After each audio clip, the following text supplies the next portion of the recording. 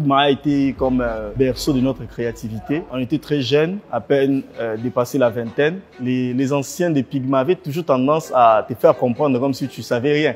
Ils te parlent des termes que toi tu comprends pas. Tu fais un double check, tu fais un screenshot, des termes que moi, en entrant à Pigma, je connaissais pas. C'est là qu'on a commencé à s'habituer, à travailler. On m'a donné le plus grand compte de l'agence qui était Bralima. Au départ, c'était difficile parce qu'au-delà de la créativité, il fallait limiter la créativité par la charte graphique. C'est que la charte nous demande de faire ce qu'on ne devait pas faire. Jusqu'à une année, je suis devenu indispensable à l'agence. J'ai quitté les simples créas d'ITP par senior, coordonnateur des créas. Plus tard, je deviens head of. Il y a eu beaucoup de tempêtes. Je me rappelle un jour, Alain et Havre, il y a eu une réunion, ils montaient sur la table pour parler. Pigma, c'est bien, mais beaucoup de gens avaient leur agenda qui ne facilitait pas l'agence. C'est comme si on était en train de détruire l'agence qui nous nourrissait. Mais par-dessus tout, ce qui m'a beaucoup plus retenu à Pigma, ce sont les valeurs auxquelles l'agence croyait.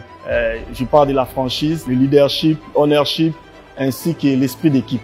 Et je crois que ces valeurs qui m'accompagnent aujourd'hui, même dans ce que je fais, je parle et je dis à beaucoup de gens, si je n'étais pas passé par Pigma, je crois ma vision du monde aurait été autre chose. Une fois on est Pigma, on reste Pigma à jamais. Moi, c'est Patrick Koussou Étoile, l'épée de Pigma. Non, je dois dire ce que... Oui, mais moi, je suis l'épée de Pigma. Moi, je ne suis pas tout le monde. Moi, c'est Koussou comme voit Patrick Étoile. Mon histoire marque les temps.